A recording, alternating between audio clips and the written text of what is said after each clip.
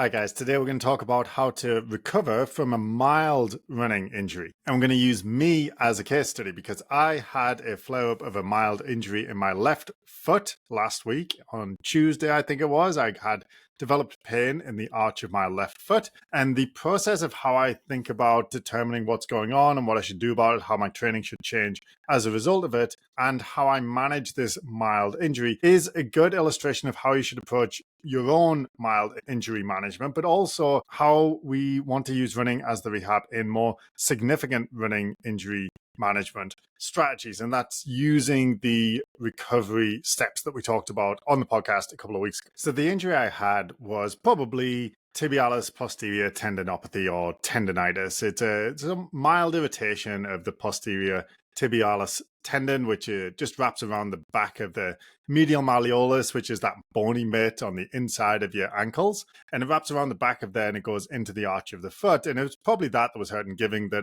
the pain was right in the arch of the foot, and it was behaving very much like a tendon would, in the sense that it wasn't too bad when I was running, but later the following morning when I would get out of bed, it would be more painful, and it was getting worse with each run. Now at this stage, less important than what the structure is that is actually hurting, so what the diagnosis is what is the capacity of the injury. So this is what we're going to look at. And if you're able to toggle the video on your app to see what I'm pointing at here, great. If not, don't worry, I'll describe it. But essentially what we're looking at here is my training calendar. And we can see that the pain first came up last Tuesday when I was doing a 45-minute endurance run. And you can see that I had pain in the arch of my left foot, but I categorized it as green pain. I gave it a 4 out of 10, but it was increasing. So it was worsening as the run went along. Now, green means keep going in our pain traffic light system. So because of that, I kept going. I kept the training plan as it was, I let my coach know, and just carried on with the run the next day. The next day, I was supposed to do a threshold finish, would be 45 minutes with about 30 minutes in zone 3 and about the last 15 minutes in zone 4. So it's supposed to be quite a hard workout, and it's to help work on threshold development. So I'm training for a 10K, attempted a PR in a couple of months, and that's part of the quality workouts that are going on in my weekly routine at the minute. Anyway, so I was very excited to get out there and do it and knock it out. I was ready to go. But as soon as I started running, I could feel the pain. So it was worse than the next day because it came on immediately. And it started quite mild, but within 3 or 4 minutes, it was into a more moderate intensity. So it went from green into the orange very quickly. It was very clear that it was headed towards the red. So it wasn't really realistic for me to continue with that session. So rather than completely abandon the session, what I did was walk for about 10-15 minutes. And then I tried run walking for the rest of the thing. So I was able to do about 15 repetitions of run 1 minute, walk 1 minute, but that was the most that it would tolerate that day. Now, if we think about this in terms of our recovery steps, what I was doing was performance training, unrestricted, full intensity. That was supposed to be a zone 3 and zone 4 workout, and it was supposed to be very hard. But my tendon was telling me that I don't have the capacity to do that currently. The tendon does not have the capacity to do that. And if I were to do it, I'm going to get red light pain. I'm going to make it worse. I'm going to flare it up. So just like you would, in my head, I really was tempted to just stick to the plan, to just do the threshold finish, to do my tempo intervals a couple of days later, to continue with the 3-week block that was focused on threshold and tempo work. I get it. I wanted to do the same thing too. And I know you guys, when you get injured, you want to keep training and keep doing the training plan. But I've made this mistake enough times myself. I've seen enough runners make that mistake. Once you develop an injury, even if it's mild, you need to train at the capacity of that injury and not go above it. And I knew this was a mild injury as opposed to just a niggle that would have just been a transient thing, because it had happened on the day before as well. So clearly this was a real thing, not one of those phantom niggles that your body just gives you sometimes that go away the next day.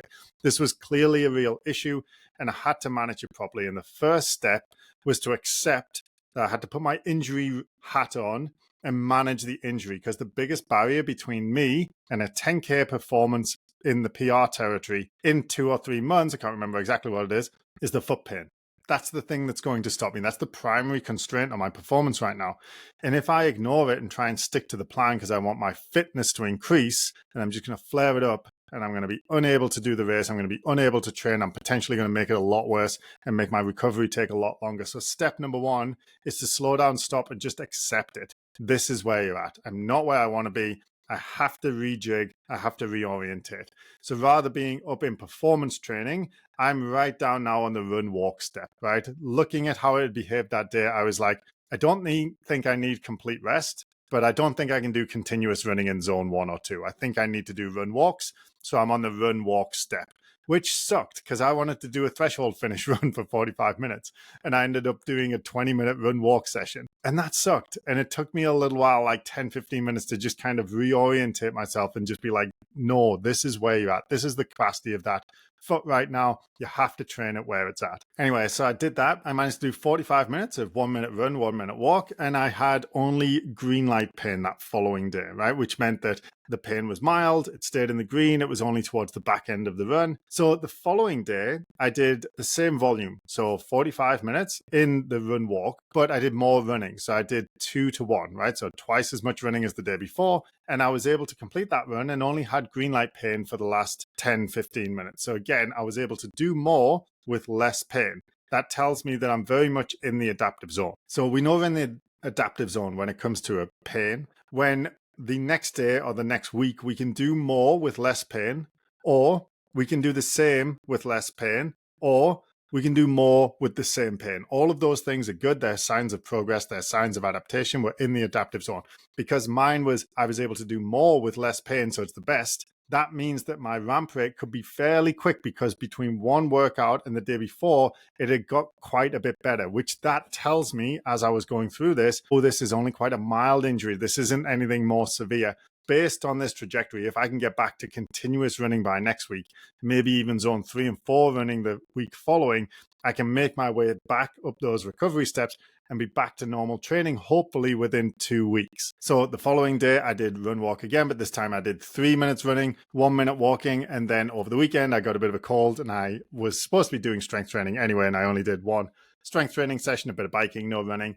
And then Monday today, I just did a 30-minute continuous run today. So I ran for less volume for 30 minutes only today, not 45, but I didn't have any breaks. I just ran continuously for 30 minutes. And I had zero pain for the first 20 minutes. And for the last 10 minutes, I had green light pain. So that tells me I'm still in the adaptive zone. It's still getting better. So tomorrow, I'm going to go for trying a 45-minute continuous run. So still in zones 1 or 2, nice and easy. That's going to put me one step up on my recovery steps. Now I can tolerate continuous running. Hopefully, if that goes well, by next week, I'll be able to move into a little bit. I'll keep the volume the same, but I'll try and add more intensity. So I will try and add some zone 3 or some zone 4 intervals, one at a time, a little bit at a time, and see, can I keep the pain in the green while I do that? And if that goes well, hopefully by the following week, I'll be able to return to the training plan that I was supposed to be doing or something very similar to it. And so this is how we manage mild running injuries, but it's also how we manage more severe running injuries. There's essentially 2 steps. The first is to figure out what the capacity is of the injured area in terms of running. How much running can it do? So are we down at the bottom where we have to just do walking and pogos? Is that the most it can tolerate, right? Pogos is like skipping, bouncing on the spot essentially for like 30 seconds. Can I do run walking in some amounts, maybe 30 seconds of running and 1 minute of walking for a few minutes? If I can, I'm on the run walk step. Can I do continuous running for 10, 20, 30 minutes, right, without having to stop and still keep the pain in the green? Can I do zone 3, right? Can I run continuously and with a little bit more intensity in that comfortably hard zone 3 pace? Once I can do that and keep it in the green, now I can try into zone 4. Now I'm running fast around 5 or 10K pace, and I'm doing little bits of that and trying to keep the pain in the green.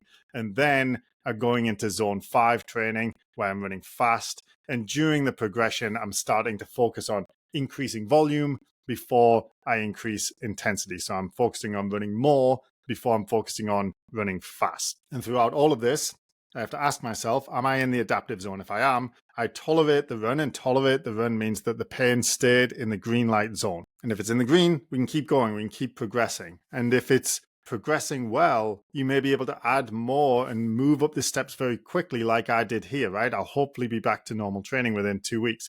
And this is why it's so important when you get injured. Step 1 is to determine the capacity of the injured area. Step 2 is to make a sensible plan based on that, a sensible plan for your training for the next 2 weeks, and then execute it and reflect. green, orange, or red? How did things behave? Then you can determine if you should go faster or slower. Obviously, this is going to be easier with an expert team, right? With coaches and physical therapists who do this.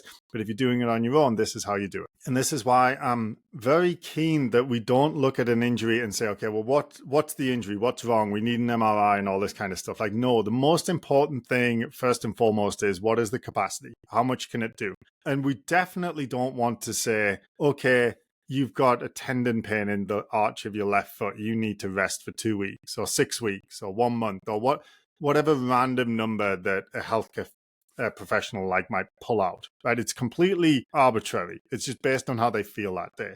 What we really want to do is test the water and see what is its capacity. What is too much for it? Is walking too much for it? Then you do need to rest, right? Is running for 30 seconds too much for it? Yeah, you probably need to just walk. Can you run for 15 minutes continuously without going into the orange? Okay, let's do that, right? Like, we determine the actual capacity of the injured area, and then we do that amount for like a week, and we try and increase a little bit as we go, and we keep the pain in the green. That's how we determine how much rest or not rest we need, and that's how we use running as the rehab. So if we do need to rest, it becomes obvious, because when you try and hop on it or you try and run for 30 seconds, it hurts too much. It goes in the orange straight away, right? Like, okay, well, I guess we need to rest a week and try again, or we need to rest a few days and try again. But it's based on how the pain is behaving. It's not based on some arbitrary number of days or weeks. And also importantly, it's not based on the pathology or what the scan says, right? So just because you have quote unquote severe arthritis or severe tendinopathy, it's like, okay, well, great. What's its capacity? How much can it do? Can it do a lot or a little bit? What's the pain like? How does it behave? Is it green, orange, or red? Does it come on immediately? Does it come on towards the back end? Does it last afterwards? Is there latent pain? Does it make you limp? Right? These are the questions that we ask ourselves to determine, can I tolerate this activity or not?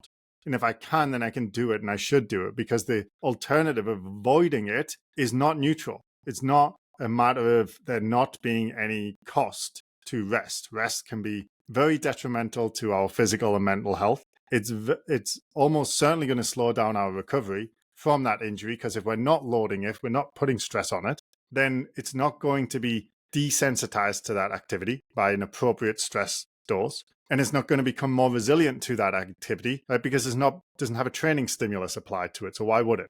Right? So this is why it's so important that we determine our running capacity. We accept where it is, which was difficult for me in this example, right? I didn't want it to be in the run walk step, but it is, right? So that's where I have to train.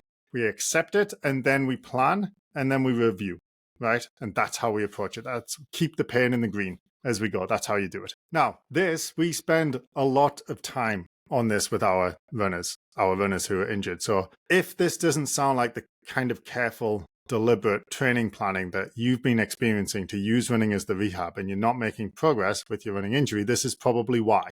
And we specialize in helping runners like you who are struggling with typical healthcare strategies which don't involve using running at all, and often tell you to rest and hope it goes away on its own, right? So if you want our help with this, click the link in the description as usual. Book a call with us and we'll chat through like what's going on, what exactly has been happening with it, what the symptoms are, how it behaves, what the capacity of it might be, and we'll determine what kind of strategy we might be able to use in order to rehabilitate and help you recover and get back to the amount of running that would make you happy.